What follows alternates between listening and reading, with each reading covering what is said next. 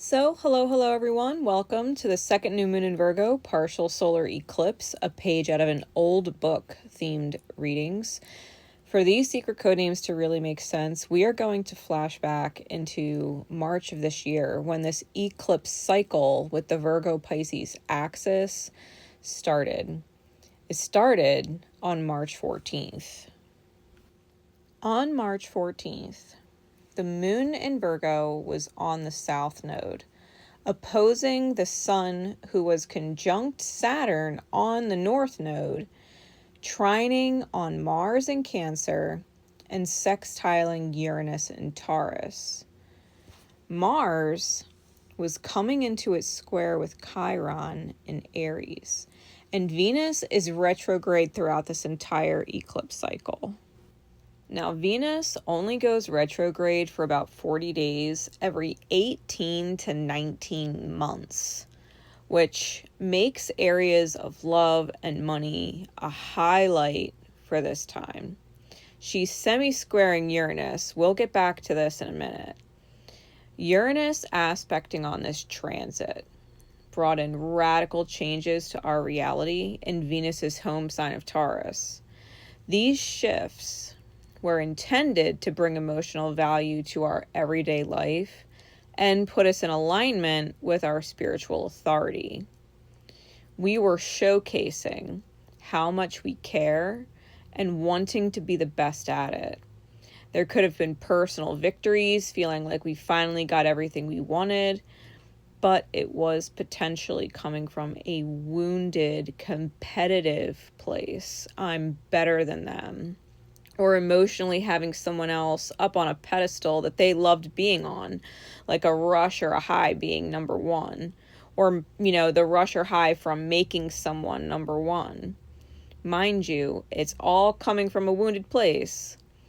With that semi-square between Venus and Uranus, whatever quote-unquote victories we created surrounding themes of love, money, commitment, would ultimately end up coming undone or needing to come undone in order for this process, this healing process, to really solidify.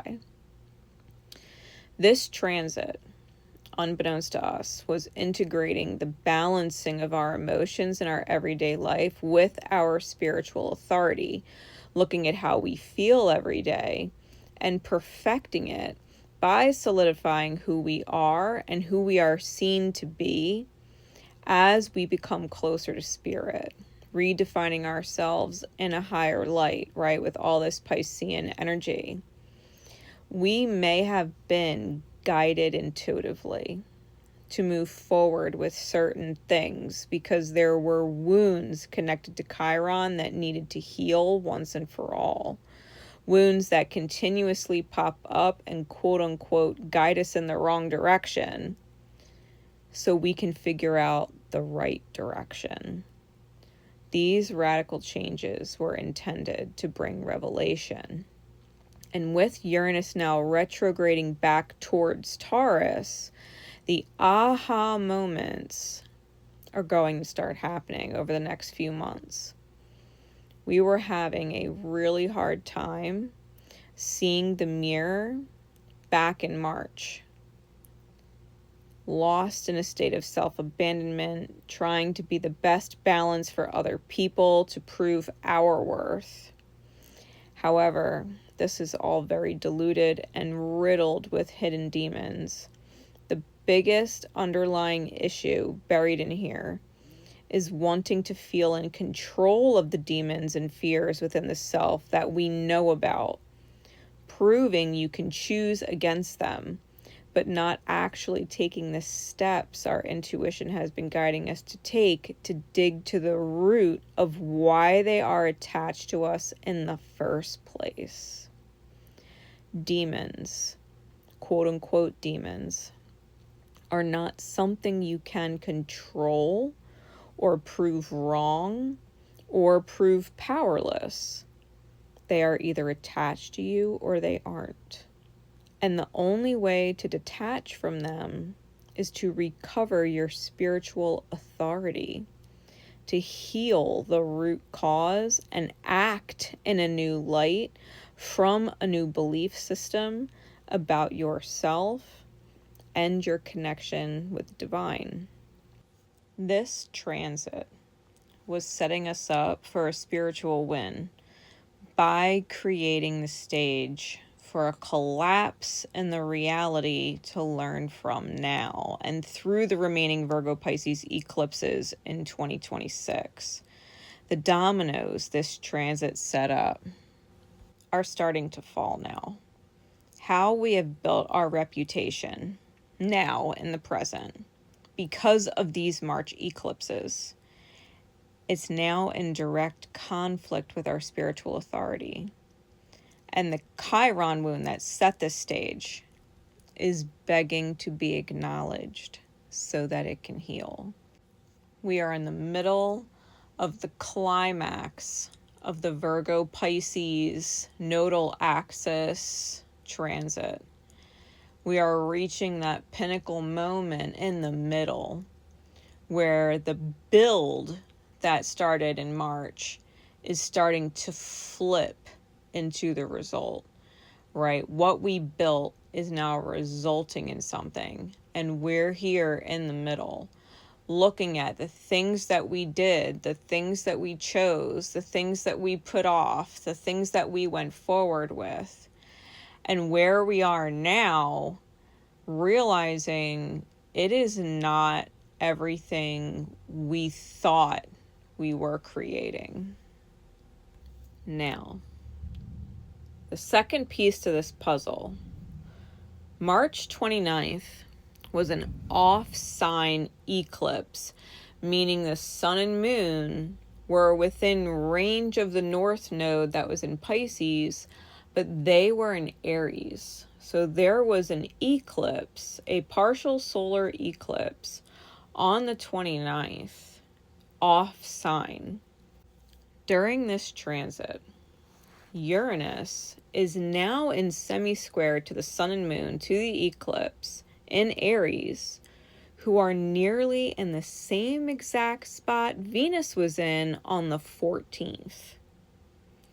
Emotions could have run really high in defense of the self, surrounding those love and money areas that we touched on from the 14th, and needing to be the priority, and changes were made. Venus has now retrograded back into Pisces, conjunct Neptune, North Node, and Saturn, and Mercury also went retrograde. This is tying off all the loose ends of the Aries Libra nodal transit, learning the lessons from that cycle and getting ready to move into the next one. In the light of this polarity, Chiron wounds we faced head on, consideration of the self and how we feel and how we allowed ourselves to be treated shifted in defense of the self and inner harmony. The self and what we need to succeed as an emotionally sovereign being was the priority. A major, I'm not eating anyone's BS anymore, good riddance to all this or that was keeping me from feeling good about all my relationship dynamics, and finally, no more getting taken advantage of kind of energy. That's if you are in the light of this transit. Even if emotions were high, even if things were cut off from an emotional trigger, everything that was done in the light was in alignment with that success and the sovereignty of the self, right? Where the self was a priority, not taking anyone's crap. In the shadow of this polarity, if it wasn't learned, right? If this Aries Libra transit, if the lesson wasn't learned, if the attachments to our demons weren't enlightened, this may have looked like sheer defiance against independence and sovereignty, doubling down on codependency over a worthiness wound, an abandonment wound that was coming out as passionate emotions, overcompensating with strong emotions, the confusion of lust with love, completely cutting off the intuition, not trusting, cutting off what needs to be cut off because of a fear of being alone or a fear of being a failure, reconciling with toxic partners, love bombing, or emotional warfare, using the wounds or fears of another against them for personal gains or personal, like, ego-driven desires for victory over someone else. Essentially, you are either breaking free of the contracts or commitments that you dedicated yourself to back during the last Mercury retrograde cycle that was in December of 2024. Or you were doubling down in the Chiron wound, completely sacrificing the self, martyring the self in order to completely abandon, right, yourself and your inner balance for the balance of other people, for the happiness of other people, putting your happiness last on the list, if it was on the list at all. And now that we are at the middle, right, this climactic moment in the Virgo Pisces nodal cycle, we're really looking back. If you were in the light of this, you're really looking back at the choices that were made, the things that were done back in March with clear eyes, knowing that you did ultimately make the right choice for yourself, and you're glad you did. And the unfoldment of that gratitude, the unfoldment of that clarity and understanding is going to start to manifest for you. In the shadow of this, right, being at this middle now where we are, the choices that were made back on the first eclipse that was not off sign, right, the one that was in Virgo and Pisces back on the 14th, the stage that was getting set with that Chiron wound, who you have built yourself to be now, and how far removed you are from peace, from inner harmony, from being at a state of, I am grateful for the people in my life. I am grateful for all that I have. All that I've done has been worth it. You know, I have no regrets. It's being really far removed from that energy. So as we get into these secret code name readings, a page out of an old book, I thought it was pretty significant because back in March, I wasn't actually going live and doing readings or cosmic currencies or astrology or anything like that, right? And going back, being able to revisit this transit, knowing that it's significant for these reads, it's really going to show in the energy where you landed on that spectrum. Did you heal the old Chiron wound? Were you successful coming out of the March eclipse transits? Or did you miss the mark? Did you miss the mark and need a bit of a stronger lesson, right? The different readings that we go through today are going to address exactly that.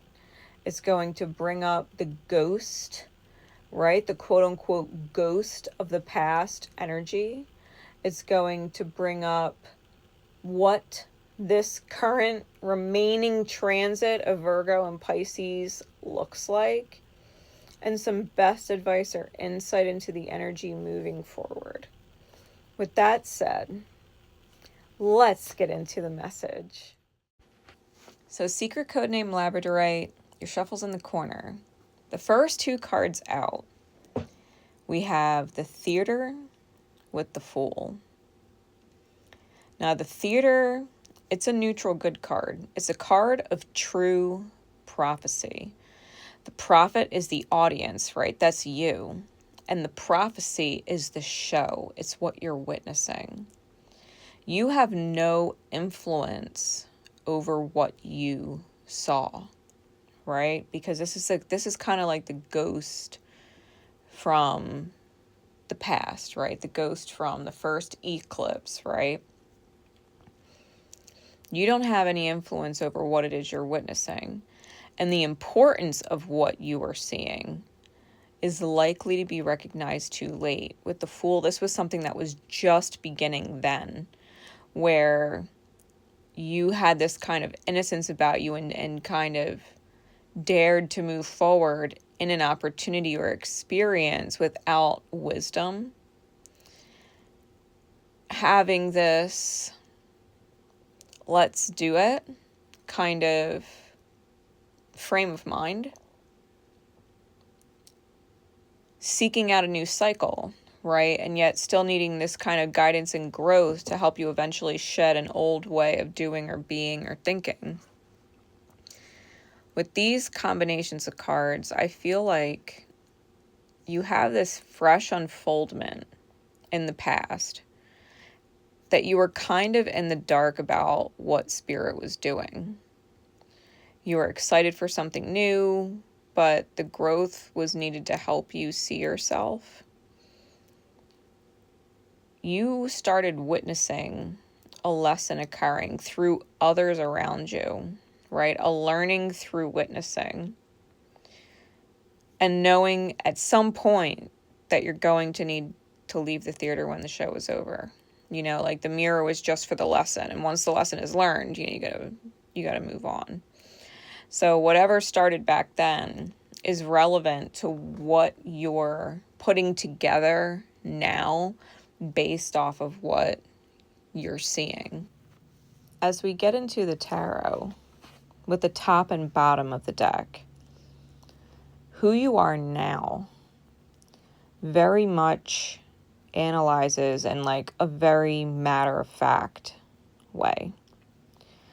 There's hard, cold-cut lines, and you do not hesitate to let go or move forward when you see red flags. So what you started witnessing then, right, with the theater and the Fool, since then, who it's turned you into is turned you into someone with some serious boundaries. And when the divine tells you it's done, like, it's done. You're not hanging around. You're not trying to make things work or fix things or mediate between other people. Like, you see when something is toxic, like, there's nothing you can do. It is time to go because it's a stress to you, right? It's a major stress to you. Seeing things be so toxic and how it affects you. And that lesson, right, of how stressful it is to take in the toxicity, witnessing two people who both, probably think they're right, or, there's some kind of power struggle, or, they both honestly want the same things, and yet there's maybe bad communication between them. Like, whatever it is that you are witnessing, it's turned you into a person who just knows when it's time to go. Just looking at the reality, it's time to go. And now you can apply that to yourself, right? And the situation you have going on now, knowing that you learned that lesson and it applies to something right now. With the Page and the Cups and the Judgment card, you are only sorry you had to make the judgment call at all. Compassion, the apology to the self that you didn't see it sooner, right? This Page of Cups and the Judgment card, I'm really feeling that when you have to cut things off, when you know you have to cut things off, you know it's not healthy and that you need to move forward. The only thing you're sorry about is that you even had to make that decision. Like, it sucks, but you don't regret ever making the choice now to move forward. You would rather cut things off when they need to get cut off and move forward then have to hold compassion and apologize to yourself later. It's like, nope, saw that red flag, right? Saw that red flag. The 10 of Cups and the 7 of Coins, you know sometimes that you have to be patient for fulfillment, right? For the dream. But also that the quote-unquote waiting shouldn't feel stressful or painful. Sometimes, like, we want the best, and we hold that potential, right, in our minds for the best. And you understand that there's a process sometimes, right? It's not always easy, but it's not meant to be stressful, right? It's not meant to be a painful process. It's meant to be a safe place to learn in, but it's not meant to be high anxiety or feeling like you can't be or say what is of yourself at any given moment, you know, hiding the self. The Knight of Wands in reverse with the Hermit in reverse. Both of these cards, right? When the click with spirit towards something or someone isn't there, you don't feel in soul that you could go within and grow there. There's something telling you that you can't grow there. There's nothing for you to learn there. It's essentially an attachment to the reckless chaos that is the healing process versus the reflecting on previous connections, right? Still being too triggered by previous experiences to reflect in them properly, and not knowing the wisdom behind the quote-unquote false attraction. Not knowing the wisdom means it's not being applied, right? Not knowing that the wisdom means it's not being applied. If you don't know the wisdom from the situation back then, right? Especially if you are still too triggered to reflect in something, right? Because maybe the situation ended on kind of unstable, we'll call it unstable terms. Whatever you witnessed, whatever you had to let go of, whatever you learned this lesson to be this self, right? You understand when to leave, and you understand when you don't want to move into it, okay? You just don't know or understand why that pull, right? Where we feel drawn to something, that is that energy of knowing that we need to grow there. There's something there that we need to grow from or grow through. But we don't necessarily know what it is. And when we do have to leave situations, we have to be like, okay, so what was unhealed, right? What was unhealed that I needed to grow from that situation? The 5 of Coins with the Ace of Swords. The truth is, you'll always eventually result in a 5 of Coins kind of, you know, lack mentality, I'm alone mindset, even when in dynamics with others, right? It's feeling like you're striking out or that you're unlucky, feeling like, you know, things are kind of hopeless. You know now that moving forward in a direction that you're drawn to is going to trigger some kind of growth. You know it's going to leave you feeling that hopeless kind of feeling. And so I'm getting this kind of deterred, you know, I don't really want to attitude, because you're aware of it now. You know that going down those doors that you're drawn into are going to result in some kind of ending. But you also know that if you're not drawn to something, there's no growth there, and it's exceptionally boring. You feel like an NPC, right? And it'll drive you insane. So it's like, what do you do? What do you do when moving into new situations? You simply apply the wisdom that you learned from the previous experiences. Knowing that there are things that are going to be picked up on as you move forward. knowing that there's intuitive pings you're going to be getting, knowing that there's signs and synchronicities that are going to be happening, knowing that things are going to feel right, knowing that things are going to feel off, knowing that you're going to be having thoughts going back to times when you were ignorant, right? Now being in a place of having experience that left you feeling a certain way and choosing things a certain way. Remind yourself that there are reasons why you do the things that you do. And when you're honest and open and truthful about those things, especially where you've had to take losses, like this is why, I'm doing this and this is why.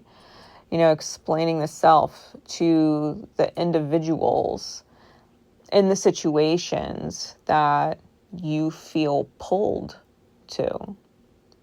And checking in that mirror as you go, right? Checking in that mirror as you go and asking yourself why you were drawn to it, right? What is the wisdom in this situation? Intuitively, what am I being pulled to move forward towards? Because if you look under that Chariot card, the Queen of Cups is under there. The reason why you're being so cold cut, the reason why you have such hard boundaries is because you want to be soft. You want to be soft. Underneath the top and bottom of the deck, if you saw when I held them cards up, I'll flash it on the screen. The Queen of Cups is underneath the Chariot. You want to move towards people and situations where you can be soft, where you don't have to be on guard or questioning. You don't want to be in situations where you're left having to guess. Because where there's question marks, you will find solutions. Including being very cold cut about moving forward, because absolutely not, right? Now, getting into the guidance of this experience, this lesson, right? This eclipse cycle. Card number 12 is wonder of creation, protection, and destiny. It's a reminder that your angels are always with you. The guardian angel on the card is witnessing the birth of the soul that he will oversee for their whole life. In awe and wonder of the creation of you. Fate and destiny, the planets and stars circle around us.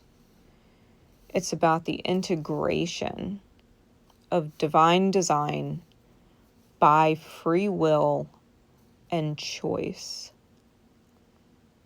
Right? Not only do we have these beautiful angels that guide us in the happiest, healthiest, whole direction, but we have the free will to be and choose whatever we want. And our guardian angel just gets to be there by our side, witnessing us completely without influence over the situation. How we view other people that we can't help when they're completely screwing up life, right? They're completely failing at their relationships. They're botching things, right? In their own beautiful ignorance. How we watch others is the same way our guardian angels watch us. It's the same way. Understanding that energy, what it must be like to truly be in our guardian angel's shoes, to love us and want the best and hint and outright start screaming it at us through other people in our mirrors, like to witness it, to really witness it, which ties right into card number 14. Card number 14 is creativity and imagination. It's every day being a new blank canvas and simply reminding you to not look back and wish you had painted something different. Creativity is an expression of our humanity. Sometimes it is slow burning in its process, and sometimes it is spontaneously exploding, right? Creativity and imagination produce wondrous expressions of authentic assessment and flow. It's a reminder that every day you get to choose what it is that you want to paint, what you want to create, what you want to live with your choices, right? That the choices are the colors that you paint your life with. What colors do you paint with? What colors? You get a fresh canvas every day. What do you paint? If you're going to have these beautiful free will choices to live authentically, it's recognition and acknowledgement that being the artist, you get to choose the colors. No matter what. No matter what. There's no rule saying you have to use this color. You have to use this palette. You can't use that color. You're forbidden from experiencing that color. You can pick any colors you want. Card 38 ties right in with that because it's about inner peace and an instant at a time. This is about truly winding down and resting your energy and allowing yourself to be engrossed by something in the distant future, being oblivious, to time or reality because your mind is put in like a meditative state on that focal point, whatever it is that you're concentrating on, whatever it is that you're engrossed in. It's a captured moment of escape where every other concern fades away. It's your form of familiar that equates to your brand of peace. Whatever it is that you hyper focus on, whatever it is that spins around inside your mind, look at it from the perspective of that is how you understand peace.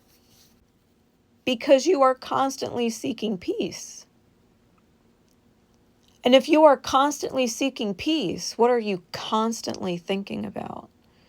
What are you constantly feeling? That is how you understand peace. That is what's familiar. When we don't like something, we have to reevaluate our peace. That's why when we witness others in a state of unpeace, we have to, one, recognize that that is their peace. That is what's familiar to them. That's what's safe to them.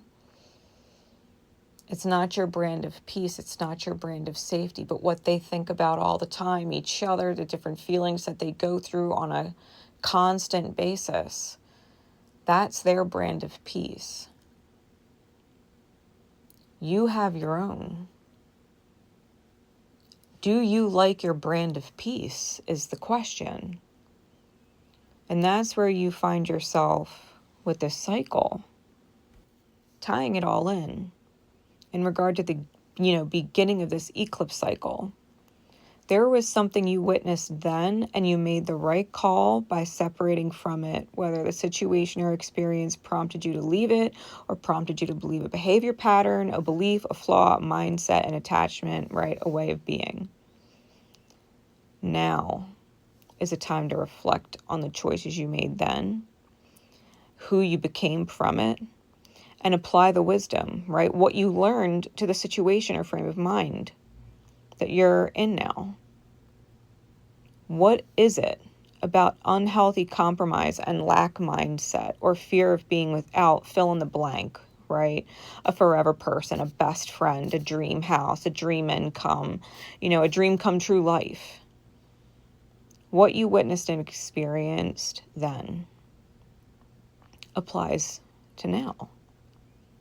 Remember that you can create whatever you want. This life is your baby, remove your limits. Now, for those of you who don't know what a secret code name reading is, these readings are personal readings. People book these secret code name readings with me. It's their personal reading. And I give them a secret code name so that they know that this reading is theirs, right? The beauty is no one else does. It's secret to them. But because it's public like this and their energy gets to ripple, this is their healing process, right? These are the things that they're going through. So if you also resonated to this reading and it has helped you in some way, drop a thank you in the comments for them, because this is their energy out there, helping other people by being present to the best of their ability, right? To help us in the healing process. So special thank you to secret code name Labradorite. Thank you for your presence. And for those of you who would like to get your own personal reading with me for these events, your own secret code name reading, the link to my Etsy shop is in the description. Until we next meet, guys. Bye.